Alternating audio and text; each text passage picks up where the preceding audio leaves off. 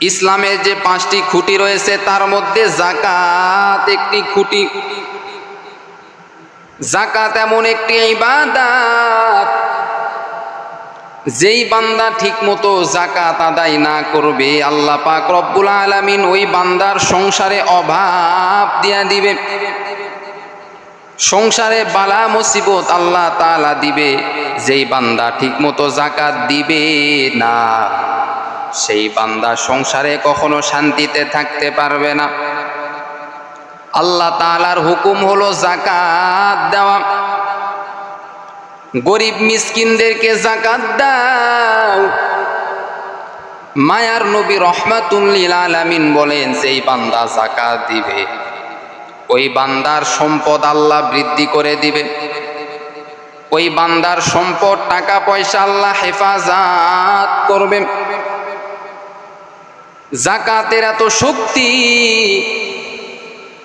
আল্লাহ পাক রব্বুল আলামিন যাকাতের মধ্যে এত শক্তি দিয়েছেন, যেই বান্দা ঠিকমতো যাকাত আদায় করবে আল্লাহ পাক রব্বুল আলামিন ওই বান্দার সংসারের অভাব দূর করে দিবে। সন্তান যদি অসুস্থ হয়ে থাকে আল্লাহ তাআলা সুস্থতার নিয়ামত দান করবে। কিন্তু আমরা যাকাত দিতে চাই না।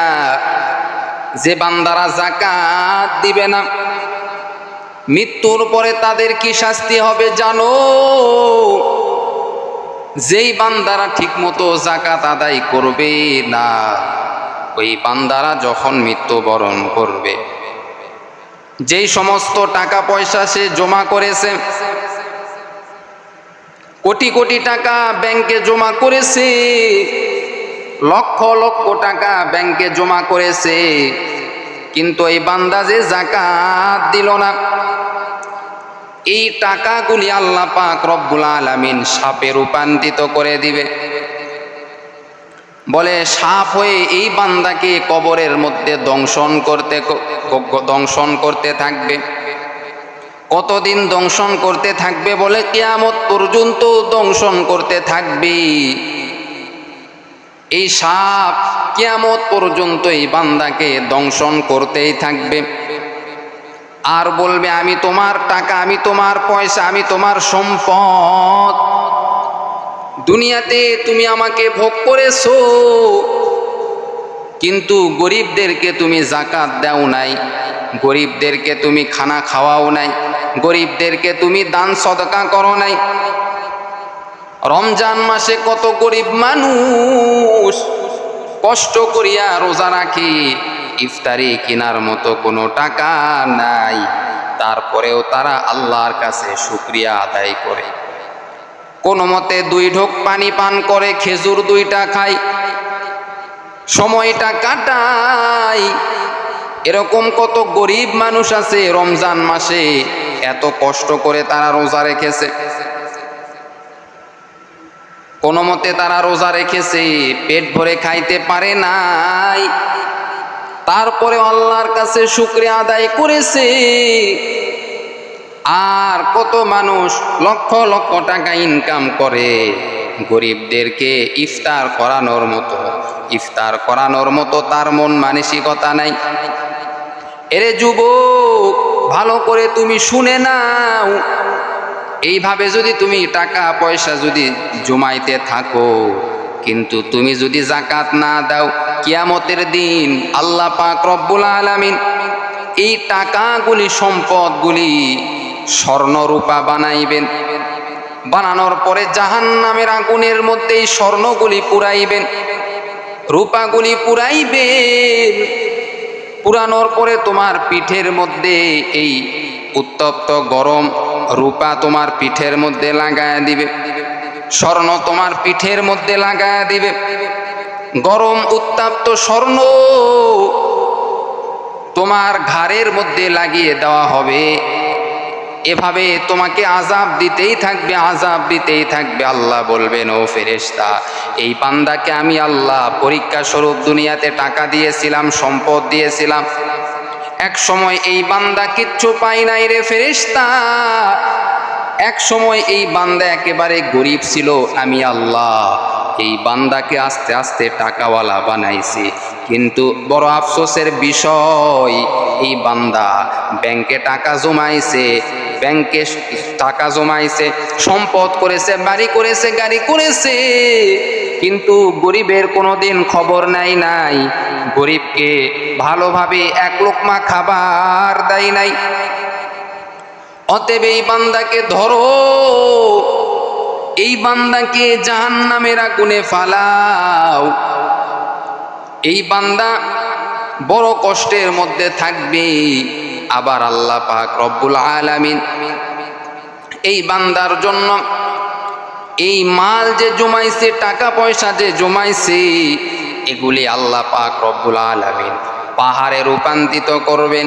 পাহাড়ে রূপান্তরিত করার পরে এই বান্দার মাথার উপরে দেওয়া হবে, এই বান্দার ঘাড়ের উপরে দেওয়া হবে, আর বলবে তোমার বোঝা তুমি এখন নিয়ে যাও। ওরে মুমিন, যাকাত তুমি দাও, যাকাত আদায় করো, দান সদকা বেশি বেশি করো। যেই বান্দা দান সদকা বেশি বেশি করবে, যাকাত আদায় করবে, আল্লাহ তাআলা তার মালের হেফাজত করবে এবং আল্লাহ পাক রব্বুল আলামিন তার সম্পদ আল্লাহ বাড়ায়া দিবেন। এরে আল্লাহর বান্দা, কয়েকদিন আগে আল্লাহর এক বান্দা, যুবক সন্তান, ঢাকা শহরে চাকরি করে, আমার কাছে এসে বলল, হুজুর আমি আপনার বয়ান শোনার পর আমি আগে যাকাত দিতাম না, দান সদকা আমি করতাম না। যখন আপনার বয়ান আমি শুনেছি, এই টাকা যে আমি জমাইতেছি, এই টাকাগুলি সাপ হয়ে যাবে, বিচ্ছু হয়ে যাবে। কবরে যাওয়ার পর এই সাপ যে দংশন করবে, এই বিচ্ছু যে দংশন করবে, ওই কামড় তো আমি আর সহ্য করতে পারবো না। আমি চিন্তা করলাম, টাকা পয়সা তো আমি কবরে নিয়ে যাইতে পারবো না। অতএব টাকা পয়সা আমাকে দান করতে হবে, মাঝে মাঝে সদকা করতে হবে, যাকাত দিতে হবে। হুজুর আল্লাহ তাআলার বড় শুকরিয়া আদায় করি, যখন থেকে আমি টাকা দান করা শুরু করলাম, যখন থেকে আমি যাকাত দেওয়া শুরু করলাম, আল্লাহর কি রহমত, আগের থেকে আল্লাহ তাআলা আমার ইনকাম বাড়ায় দিয়েছে, সংসারের অভাব দূর করে দিয়েছে। আল্লাহ পাক রব্বুল আলামিন আমাকে সুস্থতার নিয়ামত দান করেছে, সন্তানগুলিও সুস্থ রয়েছে। যাকাত দেওয়ার কারণে আল্লাহ পাক রব্বুল আলামিন আমাকে ভালো রেখেছেন, সুস্থ রেখেছেন, একমাত্র গরিব দুঃখীদেরকে যাকাত দেওয়ার কারণে। আল্লাহ আল্লাহ ক্যা মুবারক নাম হাই, আল্লাহ আল্লাহ আশুকি কা কাম হাই, আল্লাহ আল্লাহ ইচে শিরি নিস্ত নাম, শিরে সকর্মী কুনাত জানাম তামাম। আল্লাহ আল্লাহ তু মেরা গফার হাই, আল্লাহ আল্লাহ তু মেরা সত্তার হাই। এরে যুবক আল্লাহর গোলাম, দান সদকা বেশি বেশি করো। তোমার সম্পদ যদি তুমি বাড়াইতে চাও, বেশি বেশি দান সদকা করো, বেশি বেশি তুমি যাকাত দাও। যাকাতটা হলো গরিবের হক, মিসকিনদের হক। এরে আল্লাহর বান্দা, মায়ার নবী রহমাতুল লিল আলামিন একবার মসজিদের মধ্যে বসিয়া সাহাবাই কেরামদেরকে বললেন, ও সাহাবাই কেরামরা, যে ব্যক্তি বেশি বেশি দান সদকা করবে, যাকাত দিবে, আমার আল্লাহ পাক রব্বুল আলামিন ওই বান্দার সম্পদ বৃদ্ধি করে দিবেন। ওই বান্দার সম্পদ আল্লাহ নিজ হাতে হেফাজত করবেন, ওই বান্দার সম্পদ আল্লাহ হেফাজত করবেন। ওই মসজিদের পাশ দিয়াই একজন ইহুদি মহিলা যাইতেছিল, মায়ার নবী রহমাতুল লিল আলামিনের কথাটা শুনতে পাইলেন। নবীজি বলেছেন, যাকাত দেওয়ার কারণে আল্লাহ পাক রব্বুল আলামিন সম্পদের হেফাজত করবে। ইহুদি মহিলা শোনার পর মনে মনে চিন্তা করল, ইহুদি মহিলাটা ব্যবসা বাণিজ্য করত, অনেক টাকা পয়সা ছিল, সে সিরিয়ায় ব্যবসা বাণিজ্য করে, তার ব্যবসা দেখাশোনা করার জন্য অনেক মানুষ রয়েছে। ইহুদি মহিলা এবার মনে মনে চিন্তা করলো, যাকাত দিলে সত্যিই নাকি সম্পদ হেফাজত করে? এটা সাধারণ কোনো মানুষের কথা নয়। যেহেতু মুহাম্মদ নিজ মুখে বলেছে, আর মুহাম্মদ তো সত্যবাদী, যদিও আমি তার উপর ঈমান আনি নাই, আমি ইহুদি মহিলা যদিও তার উপর ঈমান আনি নাই, কিন্তু তার কথা তো কখনো মিথ্যা হতে পারে না। এজন্যই তো তার নাম হলো আল আমিন, ইমামুল আউয়ালিন আল আখিরিন, বহরে সদক রহমাতাল লিল আলামিন, সাইয়্যিদুল কাউনাইন খতমুল মুরসালিন, আখিরা মাতবুদে ফখরুল আউয়ালিন, শুধু ওয়াজুদাস রহমাতাল লিল আলামিন, মসজিদে উ শুধু হামারু এ জমিন। মুহাম্মাদের কথা তো আর মিথ্যা হতে পারে না। ইহুদি মহিলা এবার, যেহেতু তার টাকা পয়সার অভাব নাই, ইহুদি মহিলা এবার টাকা পয়সা মানুষদেরকে দান করা শুরু করে দিল, আস্তে আস্তে দান করা শুরু করে দিল। ইহুদি মহিলা যেখানে ব্যবসা করে, ইহুদি মহিলা সিরিয়ায় ব্যবসা করে। এরে আল্লাহর বান্দা, বিভিন্ন এলাকায় ইহুদি মহিলা ব্যবসা করে। তার ব্যবসা বাণিজ্য নিয়া, তার 100টি উট ছিল, এই উট বোঝাই করিয়া নিয়া যাদেরকে ব্যবসার দায়িত্ব দিয়েছিল, তারা ব্যবসা করিয়া তারা মদিনার পথে ফিরিয়া আসতেছে। এই মহিলার ব্যবসার মাল সামানা নিয়ে আসতেছে। যেহেতু ইহুদি মহিলা যেহেতু নবীজির কথা মতো এবার দান সদকা করা শুরু করেছে, আল্লাহ পাক রব্বুল আলামিন দেখেন ইহুদি মহিলার এই মাল সামানাগুলি কেমনে হেফাজত করেছে। যখন মানুষেরা ইহুদি মহিলার এই মাল সামানা নিয়ে উটের উপর বোঝাই করিয়া নিয়ে আসতেছে, পথের মধ্যে ডাকাত ধরে গেল। ডাকাতেরা বলতেছে, এই মাল সামানা আমাদেরকে দিয়ে দাও, আমরা নিয়ে যাব। ইহুদি মহিলা যেহেতু এইবার দান সদকা বেশি বেশি করে, আল্লাহ পাক রব্বুল আলামিন ওই ডাকাতগুলির চোখের মধ্যে এমন কিছু দিয়া দিল, যার কারণে ওই ডাকাতগুলি আর দেখতে পাইল না। তারা মাটির মধ্যে শুয়ে গেল। আল্লাহ পাক রব্বুল আলামিন ইহুদি মহিলার এই মাল সামানাগুলি হেফাজত করেছে, ব্যবসার মাল সামানাগুলি হেফাজত করেছে। ইহুদি মহিলা পরের দিন সকালবেলা লোকজনকে জিজ্ঞাসা করলো, কি ঘটনা ঘটেছিল বলো।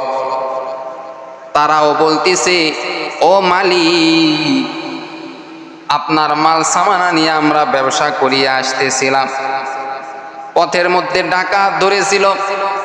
হঠাৎ করে ডাকাতদের চোখের মধ্যে কি যেন পড়ে গেল, তারা আর দেখতে পাইল না, এজন্য আমাদের কোনো ক্ষতিও করতে পারে নাই। ইহুদি মহিলা মদিনার সব মানুষদেরকে ডাক দিয়া বলেন, এরে মদিনার মানুষেরা, আমি মুহাম্মাদকে এতদিন আমি মুহাম্মাদের কথা শুনেছি, কিন্তু মুহাম্মাদের উপর কালিমা আমি পড়ি নাই। সে অনেক বলেছে, কিন্তু আমি কালিমা পড়ি নাই। আজকে প্রমাণ পেয়েছি, আমার ব্যবসার মাল সামানা নিয়ে যারা ব্যবসা করে, তারা আজকে প্রমাণ দিয়া দিল মুহাম্মাদের কথা হলো সত্য। আজকে আমি ইহুদি মহিলা, আর আমি ইহুদি থাকতে চাই না। ও মদিনাবাসীরা, আজকে আমি ওই মুহাম্মাদের উপর কালিমা পড়ে মুসলমান হয়ে গেলাম। ইহুদি মহিলা পড়ে নিল, আশহাদু আল্লা ইলাহা ইল্লাল্লাহু ওয়া আশহাদু আন্না মুহাম্মাদান আবদুহু ওয়া রাসূলুহু। এরে নবীর উম্মতের দল, এজন্য ইহুদি মহিলা বুঝতে পেরেছে নবীজির কথা মতো চলার কারণে, দান সদকা করার কারণে। এইবার ইহুদি মহিলা যখন প্রমাণ পেয়ে গেল তার মাল সামানা আল্লাহ কুদরতিভাবে হেফাজত করেছে, অতএব আর দেরি করার দরকার নাই, কালেমা পড়ে মুসলমান হয়ে গেল। এরে আল্লাহর বান্দা, ইহুদি মহিলা যদি দান সদকা যদি করতে পারে, তুমি মুসলমান হওয়ার পরে কেমনে তুমি রসুলের কথা তুমি মানো না? রসুলের কথা তুমি কেন মানো না? আল্লাহর কথা কেন তুমি মানতে চাও না? এ আল্লাহর বান্দা, নামাজ পড়া যেমন ফরজ, পর্দা করা যেমন ফরজ, দান সদকাও করা বান্দা তোমার জন্য, অর্থাৎ যাকাত দেওয়া তোমার জন্য ফরজ, হজ করা যেমন তোমার জন্য ফরজ, রমজানের রোজা রাখা যেমন তোমার জন্য ফরজ, ঠিক তেমনিভাবে যাকাতও তোমার দেওয়া ফরজ। যাকাত যদি তুমি আদায় না করো, তোমার মাল সামানা যতই তুমি জমাও না কেন, টাকা পয়সা জমাইয়া কোনো লাভ হবে না। কারণ হলো দুনিয়া হলো ক্ষণস্থায়ী জায়গা, আখেরাত হলো চিরস্থায়ী জায়গা। তুমি তোমার টাকা পয়সা তুমি রেখে যাইবা, তোমার সন্তান ভোগ করবে, তোমার বিবি বাচ্চা সকলে ভোগ করবে, কিন্তু বাবা যখন তুমি মৃত্যুবরণ করবা, তোমার কবরের পাশে যদিও 2-3 দিন তোমার সন্তান তোমার কবরের পাশে দাঁড়িয়ে দোয়া করবে, এরপরে আর কিন্তু খোঁজ খবর থাকবে না। তোমার বিবিও 2-4 দিন কান্নাকাটি করবে, এরপরেও তোমার বিবি আর কান্নাকাটি করবে না, আমার স্বামীর জন্য আর কান্নাকাটি করবে না। এরে আল্লাহর বান্দা, কার জন্য তুমি টাকা পয়সা জমিয়ে দুনিয়াতে রেখে যাইতেছ রে বাবা? আসলে বাবা, চোখটা যদি বন্ধ হয়ে যায়, আশেপাশে কেউ তোমার কাছে কিন্তু থাকবে না, কেউ তোমার কাছে থাকবে না, কেউ তোমার পাপের বোঝা নিবে না। তুমি সন্তানের জন্য এত পাপ করতেছ, সন্তান তোমার পাপের বোঝা নিবে না। তুমি তোমার বিবির জন্য এত পাপ করতেছ, তোমার বিবি তোমার পাপের বোঝা নিবে না, কেউ তোমার পাপের বোঝা নিবে না।